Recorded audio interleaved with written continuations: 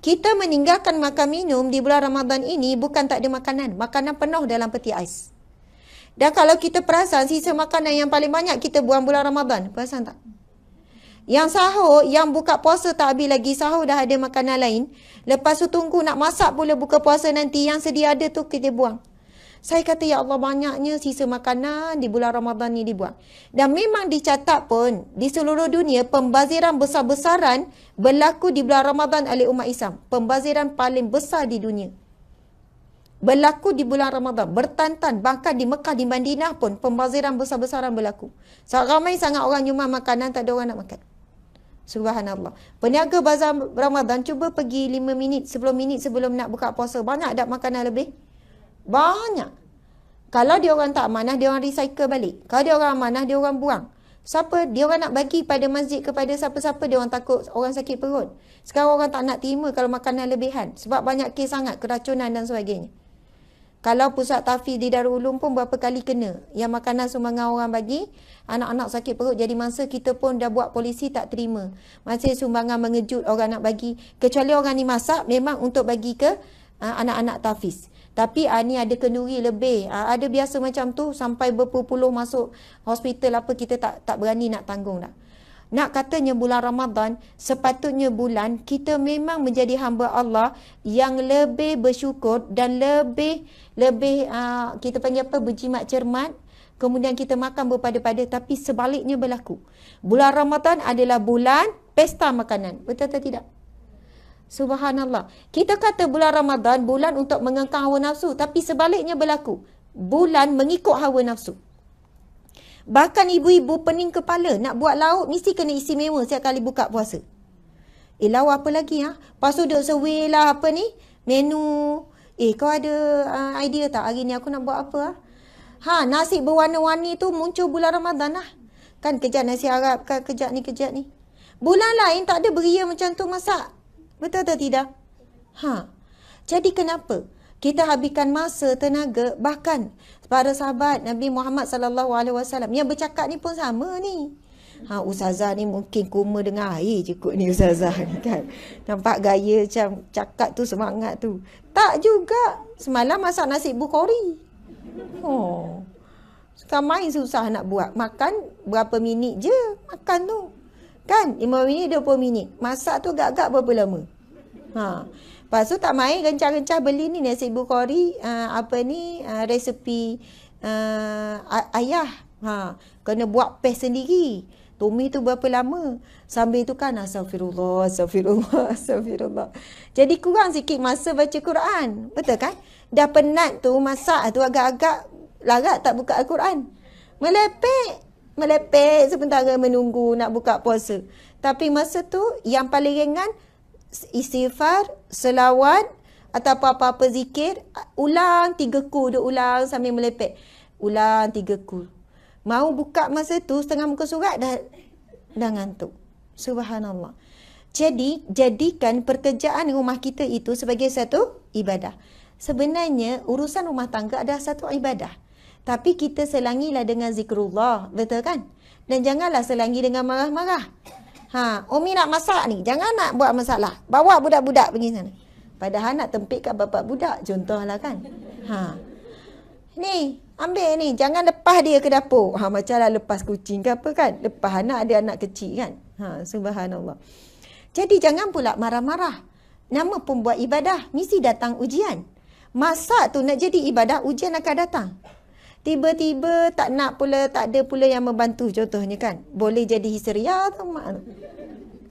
Tiba-tiba pula benda tu tak ada. Tiba-tiba benda ni tak ada. Lepas tu gitu, gini. Dengar pula anak bergaduh. Saya nak bagi tahu bila kita niat sesuatu sebagai ibadah, memang kan ada ujian. Tapi kalau benda tu bukan ibadah, semua boleh ditepis dengan cemerlang sekali. Contoh tengok drama 1 jam, ada masalah tak? Tak ada, boleh fokus. Kalau duduk dalam kuliah, contohlah kan, kita pergi masjid, kita pergi kuliah. Lepas tu ustaz ni lambat sikit kuliah. Kejap tengok jam. Dalam kepala tu banyak benda nak buat. Ya Allah, banyak ni kerja kat rumah ni. Jemur kain tak lagi, tu lagi ni tak lagi, tak beli lagi. Sampai rumah, balik cepat-cepat, tak ada dibuat semua tu. Letak beg terlentang, penat lah. Lepas tu dah start cerita. Boleh pula, tak apa, esok ada lagi, buat esok pun tak apa. Maksudnya kadang bab hiburan, bab dunia ni, ia boleh melupakan sikit. Kita boleh adjust, tak apa, sempat ni masak ni. Tapi bila bab nak baca Al-Quran sejam, tak sempat ni. Nampak je tak sempat urusan selepas tu. Sebab itu bila kita niat je nak buat ibadah kan, masuk dapur bismillahirrahmanirrahim. Ibadah lah tu. Sebab ibadah umum ni, orang perempuan jangan lepaskan. Sebab Nabi kan bersabda, segala amal kebaikan di bulan Ramadan digandakan pahala fardu. Janganlah pula kita rasa buang masa kita buat urusan kerja-kerja rumah kita. Kita jemur kain, kita lipat kain bang, rasa macam buang masa lah. Sebulan Ramadan ni saya tak nak lipat. Habis tu, siapa nak lipat kan? Tu bakul tu semua dah ada nama tu bang. Kita ada 6 orang anak, semua ada nama. Jadi baju angkat letak je. Abang pun cari sendiri dalam. Rasa macam buang masa. Saya nak jimatkan masa. Kan? Lepas tu gosok sendiri masing-masing. Abang gosok sendiri ya. Jadi nak sebutnya motherhood ataupun fatherhood kan kita sebutkan. Alam keibubapaan ni sebenarnya alam ibadah. Start daripada kita jadi ibu bapa, lepas tu ada anak. Itu bermula episod ibadah yang sudut yang berbeza untuk kita. Subhanallah. Tapi kita akan diuji keikhlasan kita. Kita akan diuji dengan penat. Kita akan diuji dengan merungut. Anak buat perangai dengan masalah. Sama juga orang yang niat bekerja ni, tadi punch card. Punch card ke tamprint tadi? Tamprint kan. Tam niat sekali tak? Ke print je tam? Kan kita tamprint. Sepatutnya kena niat print sekali. Tam niat pula. Maksudnya bila kita punch card, siapa punch card? Punch niat sekali. Niat bekerja kerana Allah. Orang yang datang bekerja pagi petang, Ramadan dia hampir sama seperti hari-hari yang lain. Betul tak? Jadi boleh ke kita minta bos nak baca Quran 2 jam, boleh tak? Tak boleh. Kita ada kerja, betul kan? Kita sibuk. Betul ke sibuk ni? Subhanallah. Okey. Jadi nak sebutnya, bila bulan Ramadan, kita nak tetap dapat pahala, bulan-bulan yang lain pun, ada orang bekerja, 30 hari dapat gaji 30 hari. Alhamdulillah. Gaji bila dapat ni? Lusa. Ada orang tak fikir pun ni, gaji tahun lepas pun tak sentuh lagi kan. Kata, tak tahu pula. Ada tu tak perasan gaji masuk. Okey. Jadi, contohlah kan, 30 hari bekerja, dapat gaji 30 hari. Itu reward daripada sesama manusia lah. Tapi, ada orang setiap hari dia tak lupa nak pasang niat kerja dia sebagai ibadah. Maka 30 hari dia dapat gaji, 30 hari dia dapat pahala daripada Allah. 30 tahun dia bekerja, dapat pencen besok. Tapi orang sentiasa niat pekerjaan dia sebagai ibadah. Maka 30 tahun dia mengumpul pahala ibadah bekerja. 8 jam sehari. Sebab itu orang Islam ramai yang tak faham konsep ni. Imam Al-Ghazali sebut, garis panduan pekerjaan nak dijadikan ibadah. Jadi kita ada betul-betul kita kena manfaatkan. Sebab orang bekerja tetap kena keluar. Tapi saya jumpa ada beberapa orang yang bekerja, zaman saya bekerja dululah. Saya dah resign pada 2017, masa kerja Jabatan Agama. Saya ada jumpa beberapa orang. Bulan Ramadan dia ambil unpaid leave. Ada 2 golongan. Yang pertama bulan Ramadan dia ambil unpaid leave, cuti tanpa gaji. Dia dah standby pendapatan dia, bukan sebab dia orang kaya, bukan gaji besar ke tidak. Dia gaji biasa je, golongan pertengahan saja. Tapi dia standby simpanan-simpanan untuk backup gaji bulan Ramadan. Dia dah standby untuk raya. Saya kata, kenapa tuan? Kenapa tuan buat macam ni? Saya nak fokus bulan Ramadan. Saya dah minta lama untuk cuti tanpa gaji. Saya nak fokus betul-betul tadarus. Target saya sekian. Saya nak ambilkan masa di masjid. Saya nak banyakkan itikaf. Subhanallah, Allahu Akbar. Ada orang yang merancang Ramadan dia begitu baik. Dia bukan rancang sebulan, 2 bulan sebelum. Dia rancang daripada hampir 1 tahun. Dia tak akan sentuh. Sebab ini bajet untuk bulan Ramadan dan juga untuk raya. Ada kumpulan yang kedua, ambil unpaid leave juga. Yang ni lebih ramai. Saya kata, kenapa ambil unpaid leave ni? Sebab berniaga. Sebab berniaga. Contoh di bazar Ramadan, full. Lepas tu kuih, tempahan banyak. Biskut raya memang saya buka. Kalau saya kerja memang saya tak sempat. Lepas tu saya pernah tanya orang yang berniaga ni. Saya tanya pertama, berapa pendapatan dapat daripada bazar? Dia kata, pendapatan bazar tu boleh menampung hidup sampai raya tahun depan. Maksudnya berkali ganda dia punya keuntungan. bisnes ke apa ke berkali ganda. Tapi dia kata kena fokus. Kalau buat sambil kerja tak dapat.